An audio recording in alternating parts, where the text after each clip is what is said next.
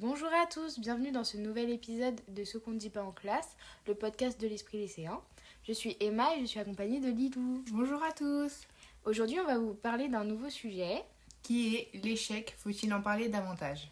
Mais avant ça, on va faire un petit point actu. Aujourd'hui, plusieurs sujets font parler en France et dans le monde. Pour commencer, à l'Assemblée nationale, les débats sur l'agriculture continuent, notamment autour de la protection des producteurs français et du pouvoir d'achat. On parle aussi beaucoup de l'augmentation de certains prix, comme le gaz, ainsi que des aides sociales et des questions liées au coût de la vie. Les questions de salaire restent également très présentes après les mobilisations syndicales et les manifestations organisées ces dernières semaines. À l'international, la guerre en Ukraine reste au centre de l'actualité avec des nouvelles tensions et des discussions entre plusieurs pays européens et les États-Unis. Et enfin, côté culture, le Festival de Cannes continue d'animer l'actu avec plusieurs célébrités et films très attendus cette semaine. Voilà pour le petit point actu du jour, on peut maintenant passer au sujet principal du podcast. Déjà, je pense qu'on peut commencer par poser des mots sur ce que c'est l'échec. Pour toi, c'est quoi l'échec ? Moi je pense que déjà l'échec c'est un mot assez fort. Je trouve qu'il a une connotation vachement négative dans la vie, dans nos vies en général. Mais pour moi l'échec c'est de ne pas arriver à ce qu'on veut vraiment. Mais je trouve que c'est un mot trop fort, je préfère dire qu'on a tendance à rater des choses mais pas non plus à échouer. Mais oui, du coup, l'échec, ça se résume pour moi en tout cas à, par exemple, ne pas avoir réussi un examen ou ne pas avoir réussi une étape importante que l'on voulait réussir. Et toi, Emma, du coup, c'est quoi? T'en penses quoi de l'échec? Pour moi, l'échec, c'est quelque chose d'assez négatif. En tout cas, on a une image assez négative de l'échec. Alors que je trouve que c'est pas si grave que ça de rater des choses dans sa vie parce que... Enfin, tu peux avoir des objectifs et les rater, mais je trouve que ça t'apporte toujours une leçon derrière. Et je trouve qu'on nous apprend beaucoup à grandir en cherchant un but, un objectif, et que si on rate, on est forcément nul ou on échoue, c'est honteux et grave, alors que après, t'apprends forcément des trucs derrière si t'échoues quelque chose. Exactement. Est-ce que tu penses aussi, du coup, la vision d'échec part aussi des réseaux sociaux? Déjà, je trouve qu'à notre âge, il y a énormément de pression entre l'école, l'orientation, le regard des autres et les réseaux sociaux notamment. On a l'impression qu'il faut réussir vite et bien, et sinon t'es en retard. Alors que sur Instagram ou TikTok, par exemple, on voit des gens qui réussissent, qui ont l'air parfaits, alors qu'en réalité, il y a tout le monde qui galère et personne ne le montre. Et du coup, je trouve ça dommage parce que les réseaux sociaux, ça impose une vision de la vie qui doit être parfaite et où t'as pas le droit à l'erreur. On en avait déjà parlé dans le premier podcast, mais du coup, je trouve que vraiment les réseaux sociaux, ça a deux côtés. Un côté hyper positif parce que ça nous stimule et que ça nous fait voir plein de choses, découvrir plein de choses. Mais je trouve que vraiment pour le coup, et c'est le cas de l'échec, ça nous met souvent dans des positions de difficulté. Et puis surtout, je trouve que quand on échoue, du coup, on a tendance à le vivre super mal parce qu'on va avoir beaucoup plus tendance à se comparer aux autres et à la vie des autres sur les réseaux sociaux que à voir le positif dans ce qu'on a raté ou échoué. Oui, c'est ça. En fait, je pense qu'on va, en regardant la vie des autres et en regardant que eux... De toute façon, dans les réseaux sociaux, t'exposes pas tes échecs, t'exposes ta vie, les choses que tu réussis, mais il y a, pas beaucoup de personnes exposent leurs échecs. Et du coup, en regardant les exploits et la fausse réussite, entre guillemets, des gens sur les réseaux sociaux, tu vas pas te rendre compte qu'au final, même dans tes échecs, il se passe des trucs positifs parce que t'as beau échouer, entre guillemets, et donc rater des choses, ça va quand même te permettre d'en tirer des leçons et de t'améliorer pour tes prochaines occasions dans ta vie et les prochaines choses qui t'offriront de la réussite. Ouais.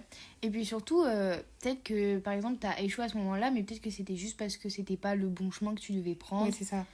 Des fois, c'est juste pas le bon moment. Ouais, voilà. Et t'as pas toutes les ressources nécessaires. Et puis au final, tu réussis même plus tard ou quand t'as les ressources pour. Mais du coup, on parle d'échecs en général, mais là, on va se concentrer plutôt sur des sujets concrets qui nous arrivent à tous, en fait, dans la société. Déjà, on peut parler de l'échec en amour. Par exemple, le fait d'échouer en amour, c'est hyper tabou dans la société. Par exemple, ne pas être marié ou avoir un mari ou une femme à passer un âge, ça nous fait... je trouve que les gens associent ça à un échec de la vie. Et même quand on dit refaire sa vie, l'expression refaire sa vie, ça veut dire que t'as échoué quelque part, par exemple en divorçant. Alors que je trouve que c'est pas du tout un échec parce qu'au final, c'est vrai qu'il y a une rupture dans ta vie et peut-être que tu tu considères ça comme un échec. Mais au final, tu peux très bien rebondir, même en étant seul ou accompagné d'une autre personne. Et oui, de fou. Et puis, surtout, il y a cette théorie de l'horloge biologique où à un certain âge, tu dois être marié, à un certain âge, tu dois avoir des enfants. Oui, c'est ça. Et si tu corresponds pas à ça, bah forcément, t'es dans une catégorie où t'as échoué ta vie. Exactement. Et pareil, en amitié, le fait de se retrouver seul ou de perdre ses amis, on associe ça à un échec. Alors je pense que tu peux toujours te renouveler et trouver quelque chose de mieux encore que ce que tu avais. Oui, et puis je pense que vaut mieux être seul du coup que mal accompagné. Parce que généralement dans la société, les gens qui sont pas entourés de beaucoup d'amis, on les considère un peu comme solitaires et tout. Et du coup, on peut considérer ça comme un échec ou qu'on est bizarre et tout. Mais je préfère, moi personnellement, être toute seule ou être entourée que de personnes qui m'aiment pour ce que je suis et qui me valorisent en tant que personne parce que je suis moi-même. Oui, c'est sûr. Et puis je pense que chacun a sa manière de vivre différente. Il y en a qui préfèrent être entourés et d'autres qui sont qui préfèrent être moins entourés. Et en fait, je pense que rien n'est un échec. Et que chacun peut s'accommoder à son style de vie qui lui convient. Oui. Et du coup, à l'école, l'échec, c'est perçu comment pour toi?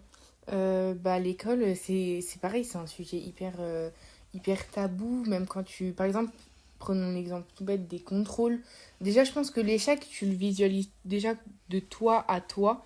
Ça veut dire que, moi, je sais que quand j'échoue à quelque chose qui me tient vraiment à cœur, ou par exemple, prenons l'exemple d'un contrôle, quand j'ai vraiment révisé et que j'échoue, déjà, je me déçois moi-même. Mais je trouve que, par exemple, même quand tu échoues aux examens, si les gens qui n'ont pas leur bac et tout, je trouve que c'est vraiment hyper tabou et que tout le monde dit, la plupart des gens pensent que ne pas avoir un examen, ça se résume à un échec. Ouais. Alors que je trouve que c'est différent selon plusieurs personnes. Ouais. Et puis même, il y a plein de gens qui vivent très bien et qui n'ont pas leur bac. Après, aujourd'hui, dans notre société actuelle, pour nous, par exemple, étudiants, plus tard, ça va être compliqué si on n'a pas notre bac, juste de trouver déjà un emploi débutant. Mais à l'époque, par exemple, à l'époque de nos parents, s'ils n'avaient pas leur bac, ils pouvaient quand même trouver un emploi et tout. Mais je trouve que c'est quand même tabou, comme tu le dis, dans la société de ne pas avoir son bac ou de ne pas avoir réussi ses examens ou ses diplômes. Alors, ça arrive à tout le monde de rater et tout. Mais justement, en parlant de ça, tu penses pas que de la génération de nos parents à la nôtre, il y a quand même eu une amplification du mot échec et une valeur plus lourde du fait déjà des réseaux sociaux et le fait qu'on peut voir les réussites des gens en dépit des nôtres, de nos échecs entre guillemets à nous. Oui, et puis je trouve que l'échec, il s'est vachement concrétisé avec les années et les générations qui suivent maintenant. Ok, du coup, on a parlé de tout ça, de l'échec et tout. Mais est-ce que tu penses que du coup, l'échec, il a quelque chose de bénéfique? Et à quoi il sert? Bah oui, et puis on dit souvent qu'on apprend de ses erreurs, et même si ça peut paraître cliché, c'est un peu vrai en fait. Parce que les échecs, ça te force à réfléchir et à te remettre en question, à apprendre ce que tu veux vraiment ou pas. Et parfois, ce que tu prenais pour un échec, c'est juste une étape ou même une protection. Oui, c'est ça, je suis d'accord avec toi. Et je pense que l'échec, il est quand même bénéfique dans nos vies à tous parce que tu passes par des épreuves et même des périodes moins compliquées, mais au final, ça te fait te remettre en question, comme tu dis, et te faire évoluer pour tes prochains projets à chaque fois. Exactement. Et puis même, je trouve que, par exemple, à l'école, nous, on nous apprend d'abord les leçons et après, on fait des exercices. Alors que dans la vie réelle, t'as plus souvent des situations, des exercices. Et après, si t'échoues, par exemple, t'en tires des leçons. Et je trouve que c'est quelque chose de bénéfique, du coup, parce que tu vas avoir beaucoup plus tendance, même si t'échoues et tu rates quelque chose dans ta vie, à après te remettre en question pour t'améliorer et pour voir les points qui allaient pas à ce moment-là. Ah oui, je vois. Donc ça veut dire qu'il y a un peu en fait une inversion entre ce qu'on apprend à l'école et ce qui se passe vraiment dans la vie. Ouais, c'est ça. D'accord. Donc, du coup, pour conclure un peu ce podcast, ce qu'on voulait vous faire comprendre à travers nos explications, c'est que l'échec est normal dans la vie et qu'on a tous des moments de moins bien, des moments où on a l'impression de se sentir comme une merde, alors qu'en vérité, c'est juste normal, c'est la vie, c'est comme ça, et tout le monde échoue, entre guillemets, même si on a dit que c'était un mot hyper fort pour ce que c'est. Tout le monde rate quelque chose dans sa vie et pour avoir au final du bénéfique après. Oui, c'est ça. Enfin, tout le monde dans sa vie a au moins échoué une fois, a au moins vécu quelque chose qui lui a fait déjà perdre confiance en soi. Et après, faut juste penser que c'est que du positif après parce que tu vas en tirer des leçons et tu vas pouvoir t'améliorer du coup.